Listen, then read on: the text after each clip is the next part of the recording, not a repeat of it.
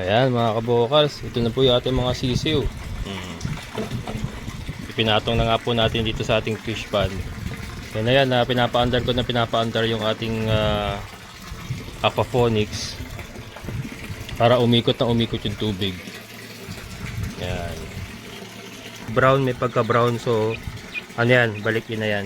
Pero yung mga puti talaga, anak yon nung cross natin na White Leghorn Rhode Island. Quality talaga mga kabukals oh. Lalo na to, babae oh. Babae.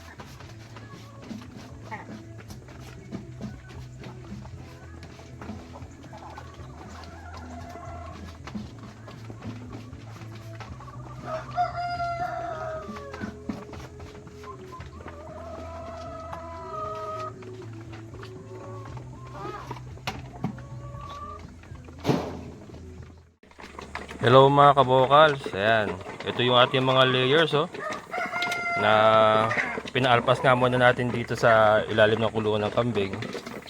Yan, meron lang silang pansamantalang trapal. Ito yung kanilang tulugan. Ayan, and then, at ito po yung ating fish pond na kung saan dyan sila dati. Yan, sa mga bago sa channel ko, dyan yung ating layer house dati. Ayan, so ginawa na nga po nating fish pond para sa ating aquaponic system. And then sila, dito muna bakasyon. Bakasyon muna. Mga sobrang lulugon mga kabokals oh. Ayan oh. Sobrang lulugon. Nagpapalit saka ayun, naglalagas yung kanilang mga balahibo.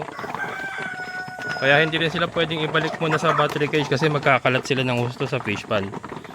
Yung balahibo nila ba, kakalat ng husto. Ayan. Mga nagpapalit yan.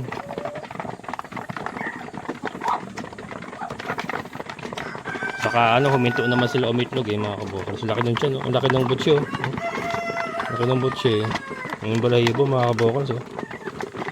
Lagas na lagas. Pero sakto ito mga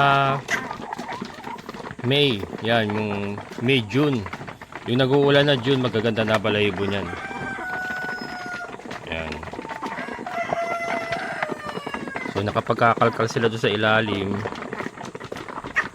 Ang tagal din nila naka-battery cage kasi mga kabukals. Ito grabe yung grabe yung kanyang pero yan, mga bagong tubo yan mga kabukals. Mga bagong tubo yan, matagal din sila naka-battery cage kasi kaya ngayon lang sila ngayon lang sila uli nakaalpas ng ganyan, nakakainat-inat, nakakalipad-lipad, nakapagkalkal doon. Yan, bakasyon grande nga. So napawalad nga natin sila nung sinimulan yung ating fish pond. May isang buwan na mahigit. May isang buwan na mahigit. So ang ating pinapakain nga ngayon, kasi naghinto silang umitlog naman, darak sa palay na may molasses. Yan na lang muna. Kasi marami naman sila nakukuha dyan na nanginginain sila dyan sa ilalim eh. May mga droppings yung ating mga kambing. Tapos sa ilalim niya maraming insekto. Kalkal sila ng kalkal. So nakakuha rin sila ng nutrients dyan. Yan. Tingnan natin kung ano, kung uubra sila naka free range lang na ano. Yan mga kabukal. So meron na nga po tayong mga papisa doon na balik ina na decal brown. Yan, mamaya papakita ko. Ilalagay na natin dito sa ating fish pan. Ilalagay natin sa ating fish pan. Kasi patatakbuhin na natin yung fish pan natin mamaya. Magpupula na rin ako ng patola para sa ating aquaponics. So papakain lang muna tayo ngayon. Ayan, saka nakalilipad-lipad sila rito. Ayan, oh. Dito sila natutulog lahat dyan sa area na yan. Yan, ating mga decal brown. Ito ano, mga crosses ito ng ating white leghorn, white leghorn, Rhode Island. Yan, yung dalawa na yung puti na yan. Masipag yung mga itlog yan mga yan. Kaya lang ang itlog nila dirty white. Hindi talaga brown. Pero araw-araw halos. Kasi nakuha nila talaga yung ano, dugo ng white leghorn. Sila. Saka yung mga damo-damo, yung mga nalalaglag ni Dagul. Yan, tinitira din nila yan. Kaya dati-dati tambak ang damo dyan. Kasi nanggagaling nga kay Dagul yung sinasakati natin kay Dagul. Bumabagsak yung iba. Gabundok na yan dati mga kabukal sa damo. Pero ngayon napatag nila. Napatag na nila. Saka maganda na wala yung amoy. Dito sa ilalim ng kambingan natin nawala. Kasi kalkal sila ng kalkal eh. O, parang nabulabog. Tapos natutuyo na yung pupo. Yan, nawala na yung amoy. Yan. Yan po, ang ating mga decal brown. Mga thunders na yan mga kabukals. Pero tignan natin kung sa June, kapag palit na silang balahibo, naka-recover na, kung productive pa rin sila. Kung kaya pa. Kung kaya pa ba. Pero okay lang naman kasi marami naman tayong ano, nagbi-breed na nga tayo, may mga papisa na tayo and tuloy-tuloy lang po yung pangitlog nila nung ating mga breeders doon na kasama nila. Yan, may mga pamalit na nag-ipon na rin tayo ng pamalit nila.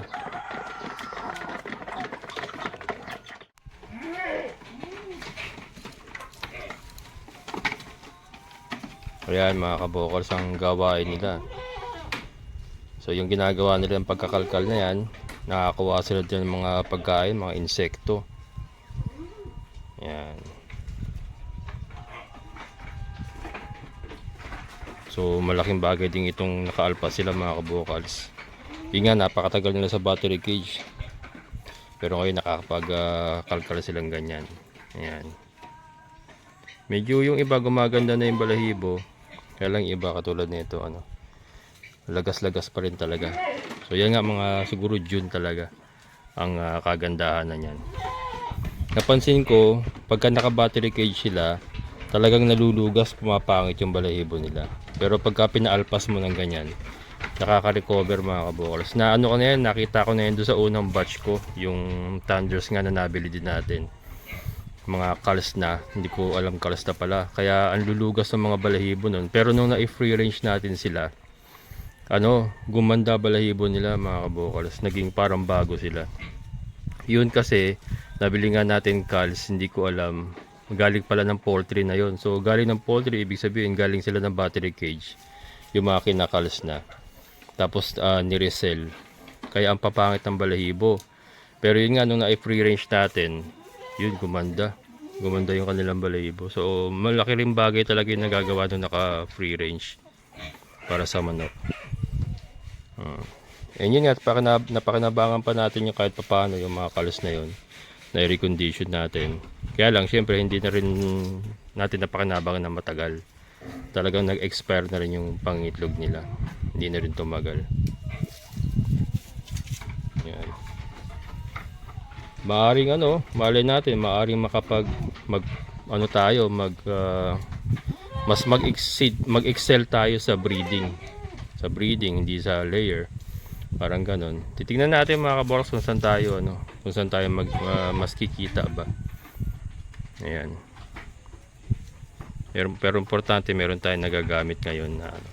Yun nga, yung mga kasama nila nagbi-breed na doon. At nakapagpapisa na tayo ng mga sisiw. malaking bagay din yung ginagawa nila na yan kasi yun nga nakokontrol nila yung ano, nakokontrol nila yung droppings ng ating mga or yung amoy ng droppings ng ating mga kambing. Hindi naiipon, hindi nag-accumulate yung ammonia kasi nakakalkal na ganyan na ano, nasisira yung development ng ammonia pagka ganyan. Saka na ano sila, nadudurog sa lupa. Then ito yung ating mga breeders. Ayan yung ating mga Decal Brown. Ito Rhode Island Dark Mahogany, dalawang hens, and then yung ating White Leghorn na rooster. Ayan. May paggagamitan tayo dyan mga kabokal. Para mag-continuous ang ano, para continuous ang ating breeding. Kukuha tayo ng palahi dito. Siya naman ang ibabangga natin sa mga anak nito, mga balikin na. Kasi hanggang yan na yan dead end na yan mga kabokal. Yung mga anak niyan wala na tayo ipang bibreed. So yun naman ang ibabangga ako sa kanila. Kasi hindi ano, kumbaga balik ina na nga, 'di ba? So yung mga anak nila wala na tayo ipang bibreed sa kanila. Yun naman ang anak naman nito ang ipang bibreed natin sa kanila, sa mga anak niyan. Kaya para magtuloy-tuloy tayo ng breeding. Mga layers din naman yan, saka brown egger din naman yung ano, yung dalawang dark mahogany natin na Rhode Island. Yan. Ayan mga kabokals, ito na po yung ating mga sisiw. Ipinatong na nga po natin dito sa ating fish pond. Yan na yan, pinapaandar yung ating aquaponics para umikot yung tubig. Yan. Konti na lang oh. Pero kailangan yan nakalubog. Papatayin ko naman yung mamaya mga kabokals. Pinapatakbo ko lang ng mga 1 oras. Tapos patay. Papatayin ulit natin mamaya. Pero pagka na fully submerged na natin yon, lumubog na yung ating submersible pump. Ayan po, pwede na. And then mamaya nga magpupunla na ako ng mga patola para habang pinapaikot yung tubig. And then ito, mayroon na tayong isda. Meron na tayong mga sisiw. Ayun yung mga droppings nila, ayan oh. Yan pa nanonourish na yung ano, yung nagkakaroon na ng nutrition yung ano, yung tubig. Quality mga kabokals yung ating mga sisiw. Balik ina oh. Balik ina. Pero quality napakaganda oh. Balik ina yan mga kabokals na Decal Brown. Yung mga white, ayun po yung cross na Decal Brown. Tapos ang rooster natin, Decal Brown yung inahin, ang rooster na ginamit natin yung cross Rhode Island White Leghorn. Ayan, titignan natin yung itlog nila kung anong itsura ng itlog nila. Pagka brown, okay sa standard natin yung pagka brown nila. Itutuloy natin, kaya naman nagbi-breed na tayo ng yung dalawang hen natin na Rhode Island Dark Mahogany, kinocross na natin sa White Leghorn. Anticipating na successful po yung yung crossbreed, kasi nga sabi ko nga para pag magtuloy-tuloy yung ating breeding, kasi darating ang panahon itong mga balik-ina na yan, dead end na yan yung mga balik-ina natin na yan so kailangan natin ng ipapari sa kanila. So yun po ang naiisip kong ipari sa kanila, yung resulta nung Dark Mahogany Rhode Island at saka nung White Leghorn. Siya po ang ipaparis natin dito sa mga balik-ina natin kasi dead end na nga sila. Ayan. Pero ito nga, titignan natin kung anong itlog niya. Ayan, mga babae yan, oh. Babae yan, mga kabokals. Anak yan ng cross Rhode Island White Leghorn natin, yung mga puti na yan. Yun, lalo na yun. Ito may brown, may pagka-brown, so yan, balik-ina yan. Pero yung mga puti talaga, anak yun nung cross natin na White Leghorn Rhode Island. Quality talaga mga kabokals oh. Lalo na to babae oh. Babae. Ayoko i-close up baka ma-hit na naman ako. Pero quality mga kabokals, so far masisigla sila, and quality nga yung kanilang Ayan oh. Ito mga 1 month old pa lang to. Yan mga yan. Malalaki na yan. So ito mga kabokals, manok nga muna ang ilalagay natin kasi wala pa tayong ilalaman sa fish pond. Ngayon, kaya ko yung nilalagyan ng manok kasi para mapatakbo na natin yung ating aquaponics kasi magpupunla na nga ako ng patola. Dito muna tayo kukuha ng source ng ammonia doon sa mga droppings nila. Ayan, oh. Ayan, pag tumagal yan, mag-create po ng ammonia yan. Kaya mga kabokals, wag po kayo mag-alala kasi hindi naman po natin bibiglayin yan. Hindi naman po natin pupunuin ng manok yan. Ito lang muna, sila lang muna ilalagay natin and then tumatakbo na yung ating sistema. Sila lang muna ang nakalagay dyan. And wala pa nga po tayong isda or wala pa tayong ilalagay sa tubig. Sila muna. Yan. Ngayon, titimplahin natin yan mga kabokals. Ang plano ko sa ngayon, puro ganyan lang muna ilalagay natin yung mga sisiw. Kasi may mga namimisa na naman ako doon. Tapos meron pa tayo doon sa karton na 3. Isasama ko pa yan dyan. Sa Lunes pa kasi magtatrabaho sila Kuya Greg. At wala si Kuya Marshall, wala siyang helper. Ngayon po yung araw ng Sabado. So ito, magpapatulong pa ako kay Kuya Greg sa Lunes para maikarga dito. Pag nailipat na itong mga brooder na malalaki, pwede na sila i-transfer doon kasi medyo sumisikip na sila dito. Kita-transfer na sila dyan pagka nailipat na dito. Pero sa ngayon, dyan lang muna sila. Hanggang Lunes lang naman. At magpapatulong ako kay Kuya Greg magbuhat. Kasi mabigat din pala. Hindi kaya ng isang tao. Kailangan dalawa. So ito, tumatakbo na nga po yung ating aquaponics. Ayan.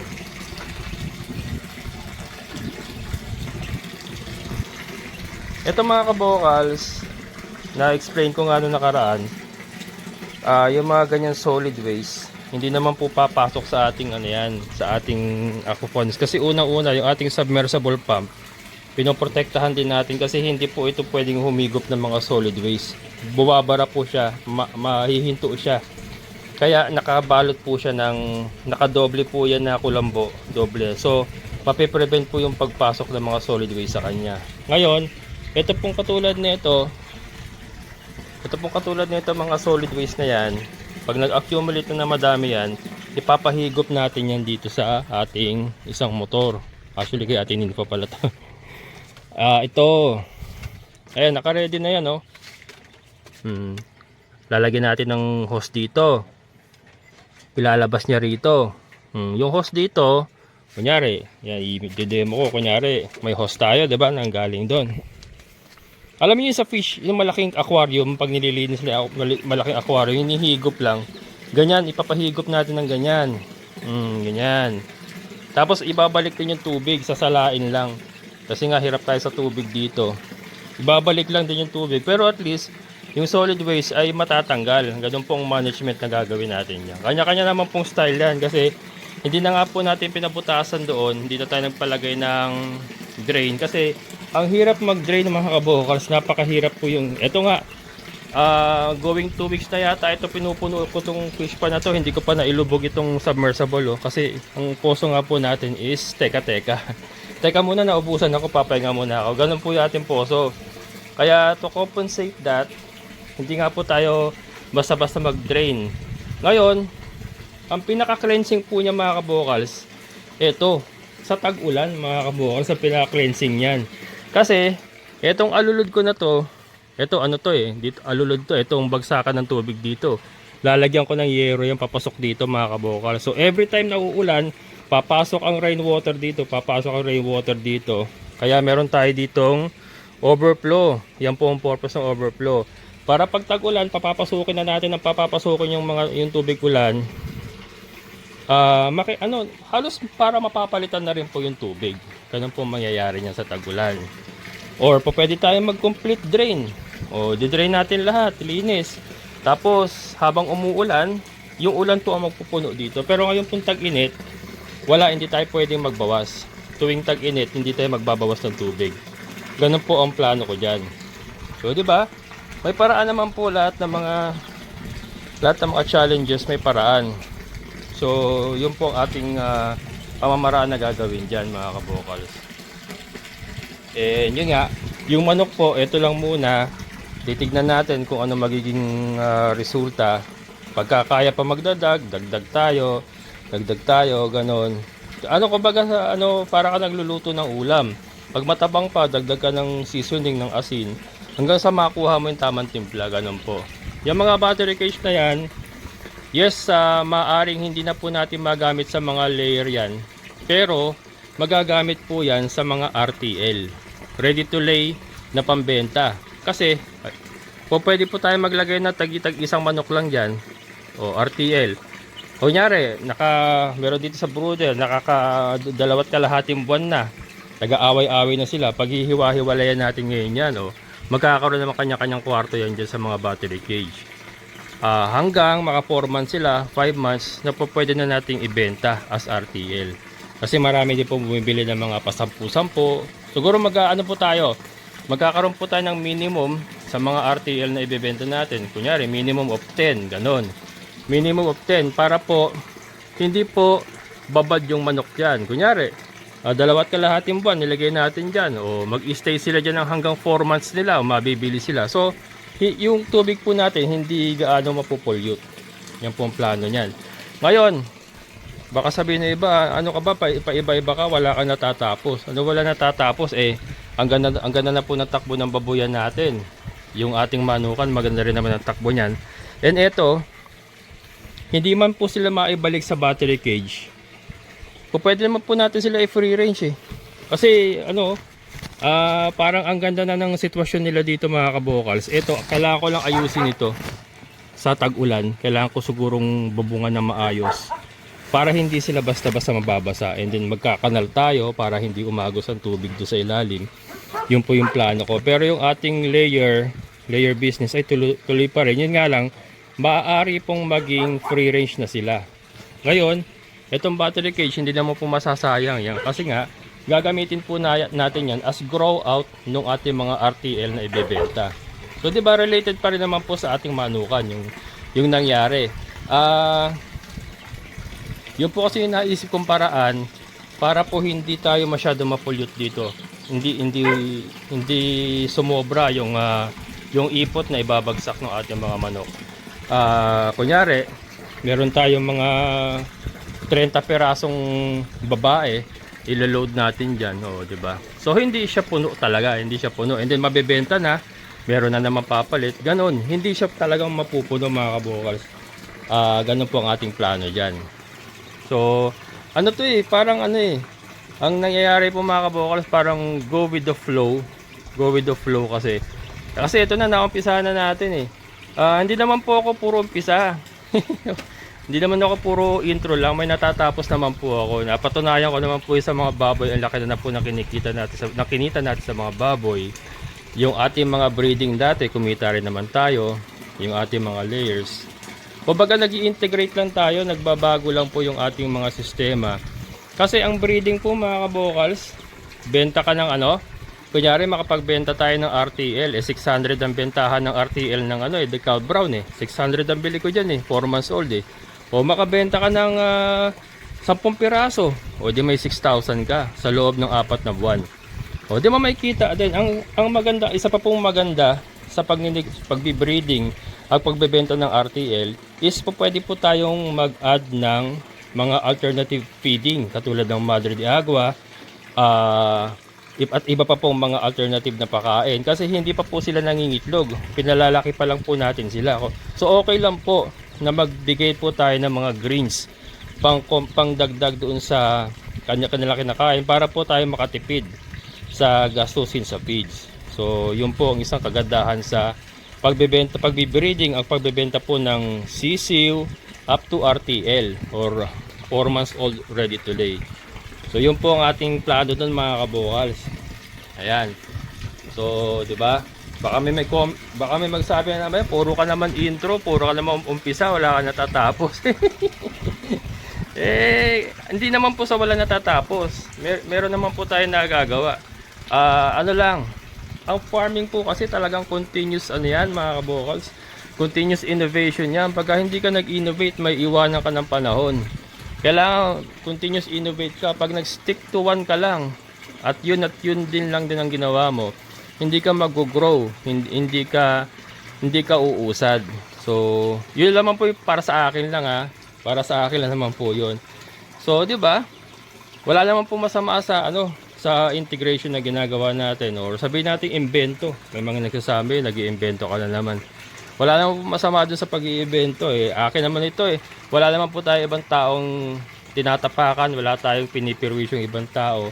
So, wala pong masama kung mag-imbento ako na mag-imbento. Eh kung naging successful naman po yung aking invention, eh di ba? Kayo pong nanonood sa akin na gustong gumaya, eh welcome na welcome po kayong gumaya. Hindi naman po natin pinagdalamot yan. Kaya nga po ibinablog ko ito, right and wrong, right or wrong, pinapakita ko, lahat pinapakita ko, di ba? Kung magtagumpay man ako, kung gusto nyong gayahin, o di everybody happy, ganun lang naman po yun. So yun, so ito nga po mga kabokals ha, nailipat na natin ating mga sisiw, one step at a time, dahan-dahan lang. Mamayang konti, ano na ako, magpupunlaan na ako, pero separate vlog na lang po yun. Pero ito na, pinapatakbo na po natin yung ating aquaponics. Yan. And yun nga mga kabokals, hindi po isda, sasabihin ko na, hindi po isda ang ating ilalagay dito. It's not a fish, it's something else. Iba po, hindi po isda mga kabokals, iba po ilalagay natin dito. Pero ayan, another invention, another experiment.